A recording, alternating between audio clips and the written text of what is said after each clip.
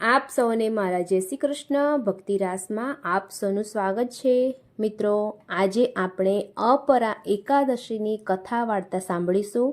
તો વિડીયોને અંત સુધી જોતા રહેજો અને ગમે તો લાઈક, શેર, સબસ્ક્રાઈબ કરી લેજો. ધન્યવાદ. વૈશાખ માસના વદ પક્ષની એકાદશી એટલે અપરા એકાદશી. અપરા એકાદશીને અચલા એકાદશી તરીકે પણ ઓળખવામાં આવે છે. અપરા એટલે અપરંપાર, અમર્યાદિત, અઢળક. તેથી જ તો કહેવાય છે કે અપરા એકાદશી કરનારને અપરંપાર પુણ્ય ફળ મળે છે. આ દિવસે વ્રત કરવાથી અપાર ધન દોલતની પ્રાપ્તિ થાય છે. બધા પ્રકારના પાપો અને કષ્ટોથી મુક્તિ મળે છે.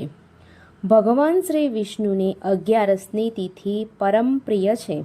તેથી 11નું વ્રતનું પાલન કરનાર ભક્તો પર પ્રભુની અપાર કૃપા કાયમ રહે છે. જ્યારે યુધિષ્ઠિર ભગવાનને પૂછે છે કે હે પ્રભુ, વૈશાખ માસના કૃષ્ણ પક્ષની એકાદશી શું છે તે જણાવો, ત્યારે ભગવાન કહે છે, વૈશાખ માસના કૃષ્ણ પક્ષની એકાદશીનું નામ અપરા છે, કારણ કે તે અપાર ધન દેનારી છે. તે પુણ્ય આપનારી અને પાપને નષ્ટ કરનારી છે.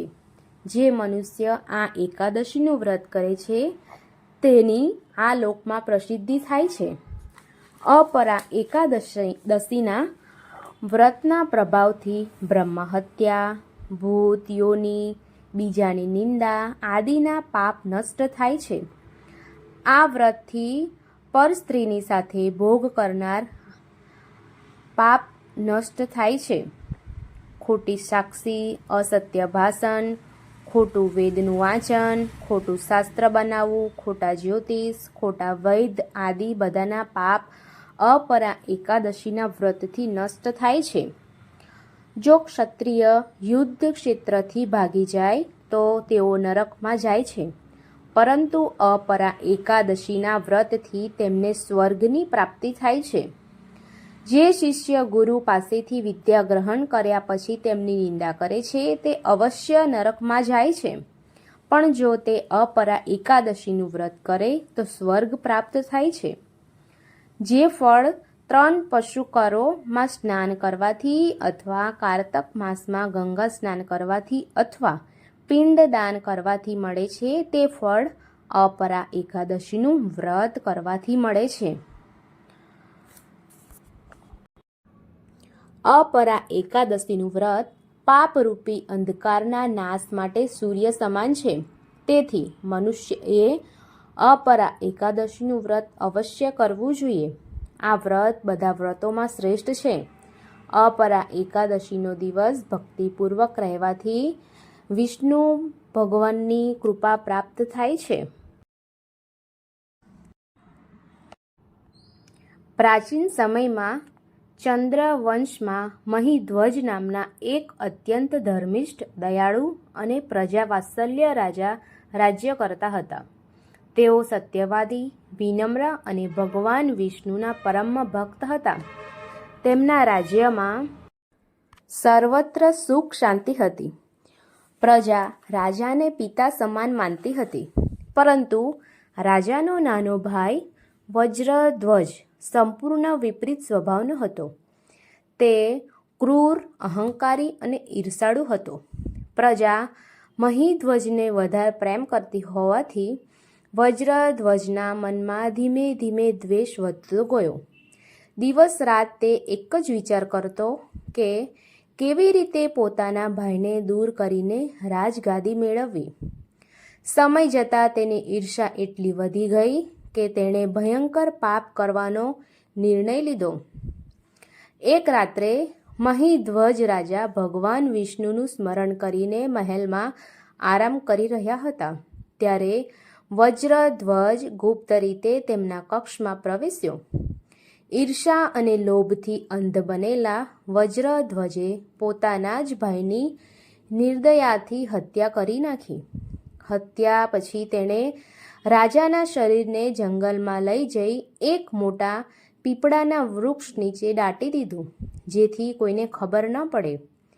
પરંતુ નિર્દોષ અને ધર્માત્મા રાજાની અચાનક અને અયોગ્ય મૃત્યુના કારણે તેમની આત્માને શાંતિ મળી નહીં. તેઓ પ્રેત યોનિમાં ભટકવા લાગ્યા.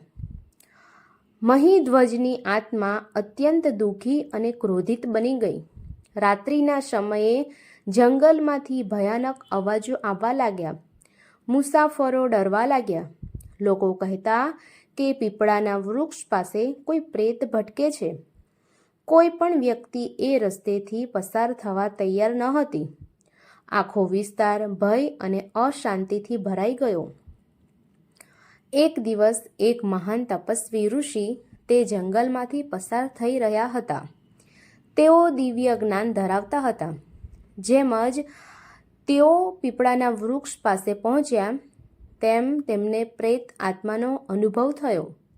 ઋષિએ પોતાની દિવ્ય દ્રષ્ટિથી સંપૂર્ણ ઘટના જાણી લીધી. તેમને સમજાયું કે આ પ્રેત કોઈ સામાન્ય આત્મા નહીં પરંતુ ધર્માત્મા રાજા મહિધ્વજ છે, જેમની અધર્મથી હત્યા થઈ છે. પ્રેત આત્માએ ઋષિને વિનંતી કરી કે હે મુનિશ્રેષ્ઠ, મને આ ભયંકર પ્રેત યોનિમાંથી મુક્ત કરો. હું અત્યંત પીડામાં છું. ત્યારબાદ ઋષિને રાજા પર દયા આવી. તે સમયે વૈશાખ માસના કૃષ્ણ પક્ષની અપરા એકાદશી આવી રહી હતી. ઋષિએ નક્કી કર્યું કે તેઓ આ પવિત્ર એકાદશીનું વ્રત રાજાની મુક્તિ માટે કરશે. એકાદશીના દિવસે ઋષિએ વહેલી સવારે સ્નાન કર્યું, ભગવાન વિષ્ણુની પૂજા કરી, દીપ પ્રગટાવ્યો, મંત્ર જાપ અને ઉપવાસ કર્યો. આખો દિવસ ભજન કીર્તનમાં વિતાવ્યો અને રાત્રે જાગરણ કર્યું.